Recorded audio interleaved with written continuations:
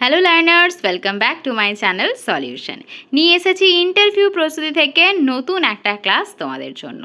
তো আজকে আমি চাইল্ড ডেভেলপমেন্ট অ্যান্ড পেডাগজি, তোমরা প্রত্যেকেই জানো যে এই টপিকটা তোমাদের টেট বলো, ইন্টারভিউ বলো, প্রত্যেকটা ক্ষেত্রেই কতটা গুরুত্বপূর্ণ। তাই এই টপিক থেকে আজকে আমি তোমাদের জন্য গুরুত্বপূর্ণ শুধু 100টা প্রশ্ন নয়, তার সঙ্গে প্রশ্ন এবং উত্তর নিয়ে এসেছি। প্রত্যেককেই বলবো প্রথম থেকে শেষ অবধি ভিডিওটা দেখো। এই ক্লাসটা তোমাদের জন্য কিন্তু খুব হেল্পফুল হতে চলেছে তোমাদের আপকামিং ইন্টারভিউর জন্য।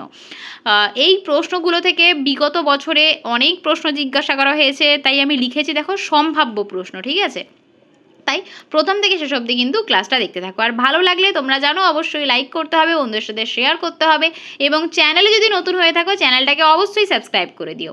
আর আজকের ক্লাসের পিডিএফটা তোমরা অবশ্যই পাবে। তোমরা আমাকে বারবার বলো পিডিএফের কথা, তো আজকের ক্লাসের পিডিএফটা আমি তোমাদের পিডিএফ করে তোমাদের টেলিগ্রাম চ্যানেলে দিয়ে দেবো।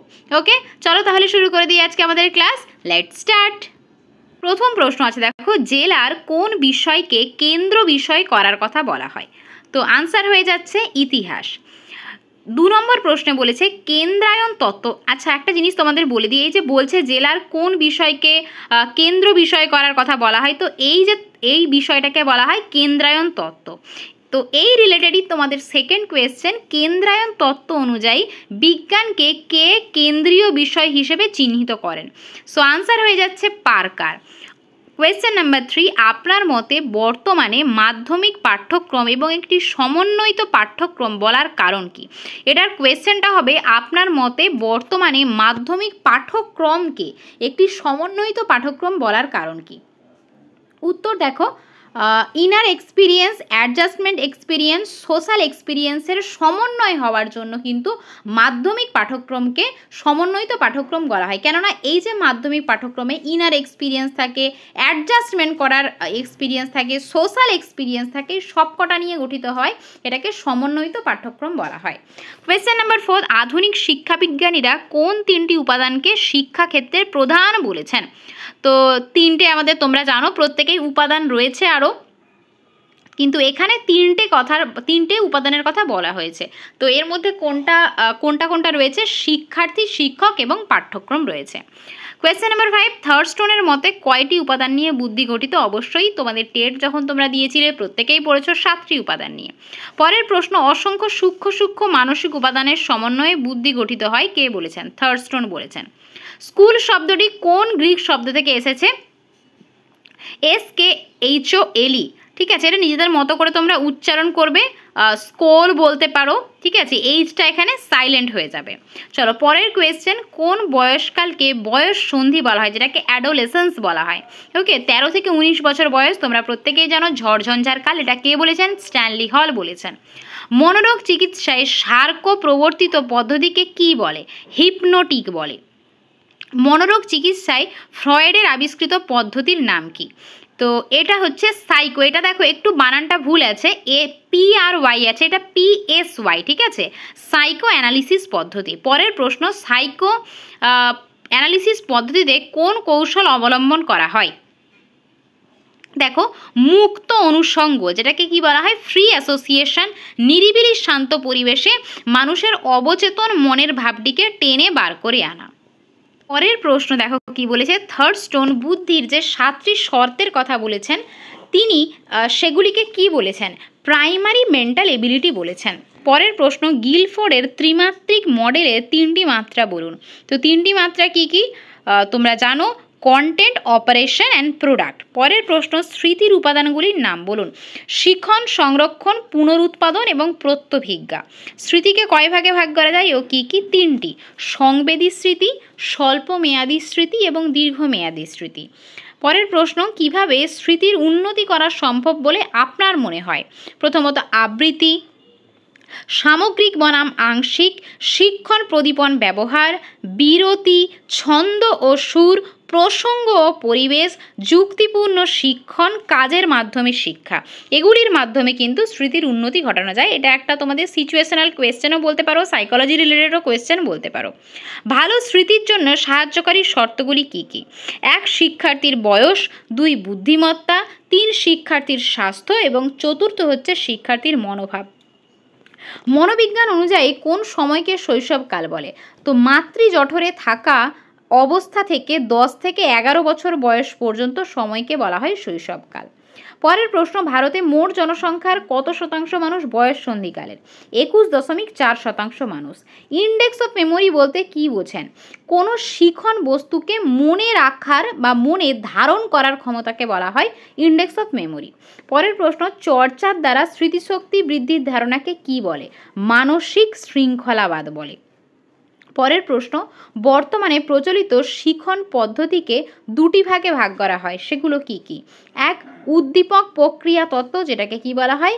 Stimulant reaction. এবং প্রশ্ন 2, অপশন 2 তোমাদের জ্ঞানমূলক তত্ত্ব, যেটাকে বলা হয় কগনিটিভ থিওরি। চলে যাচ্ছি পরবর্তী প্রশ্নে। দেখো পরের প্রশ্ন, গেস্টাল্ট মনোবিদের দেওয়া শিখন পদ্ধতির তত্ত্ব কি নামে পরিচিত? জ্ঞানমূলক তত্ত্ব, যেটাকে কি বলা হয় কগনিটিভ থিওরি। পরের প্রশ্ন, গেস্টাল্ট জার্মান শব্দের অর্থ কি? প্যাটার্ন, ধরন বা সংগঠন। কয়েকজন গেস্টাল্ট মনোবিদের নাম বলুন। কফকা, কোহলার, ওয়ার্দিমার। পরের প্রশ্ন, শিক্ষণ সংক্রান্ত থর্নডাইকের মতবাদকে কি বলে?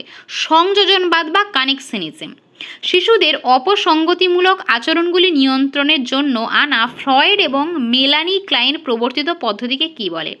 প্লে থেরাপি বলা হয়। রুশোর শিক্ষানীতিকে বর্তমানে নেগেটিভ এডুকেশন কেন বলা হয়? কেননা এটা প্রচলিত শিক্ষানীতির বিপক্ষে হওয়ার জন্য। বেসিক এডুকেশন কথাটি কে বলেন? মহাত্মা গান্ধী। ছাত্রছাত্রীদের সামাজিক আচরণ পরিমাপ করা হয় কিসের সাহায্যে?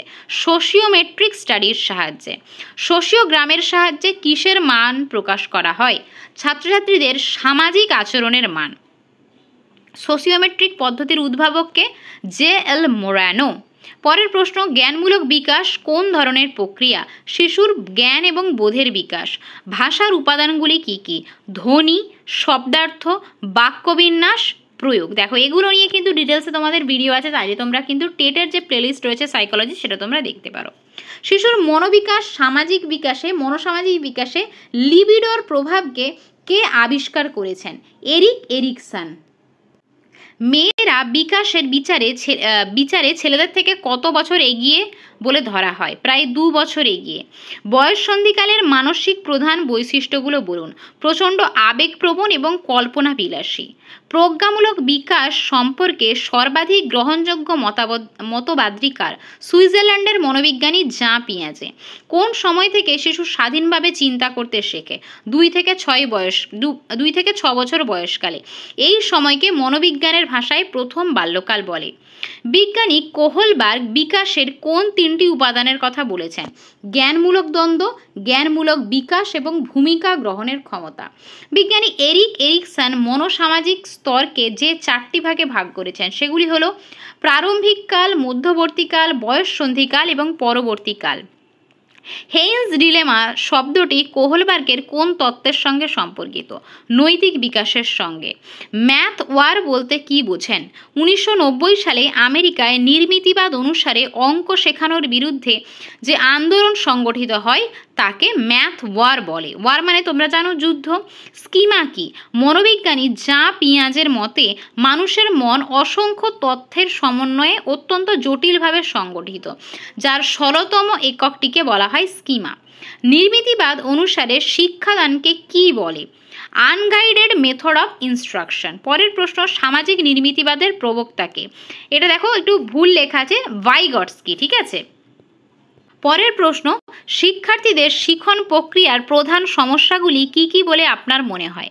1, কথোপকথনের সমস্যা, 2, মনোযোগের সমস্যা, 3, সামাজিক প্রেক্ষাপট এবং অত্যধিক চাপ। পরের প্রশ্ন, শিখনের শর্তকে কয় ভাগে ভাগ করা হয়? সামাজিক পরিবেশ, স্বতঃস্ফূর্ত শৃঙ্খলা, শিক্ষকের দক্ষতা, বিদ্যালয়ের পরিবেশ এবং বিদ্যালয় সমাজের নৈকট্য। পরের প্রশ্ন, শিখনের ব্যক্তিগত শর্তকে কি কি ভাগে ভাগ করা হয়? বুদ্ধিমত্তা, লক্ষ্য, পরিণত, মনোযোগ এবং অনুরাগ এবং প্রেরণা। এগুলো হচ্ছে শিখনের ব্যক্তিগত শর্ত।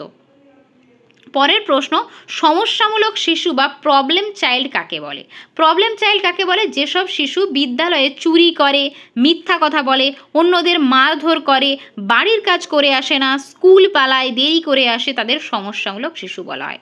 দেখো আরও অনেক প্রশ্ন রয়েছে, তোমাদের প্রায় সাইকোলজি থেকে আমি 200-250টার মতো প্রশ্ন করে দেবো, তো এগুলো পড়লেই কিন্তু তোমাদের হয়ে যাবে, ঠিক আছে? আর এক্সট্রা করে তোমাদের পড়ার দরকার নেই, প্রচুর প্রশ্ন রয়েছে, 250টার মতো তোমাদের কোয়েশ্চেন করিয়ে দেবো। আজকের মতো এই পর্যন্ত, এটা তোমাদের পার্ট 1।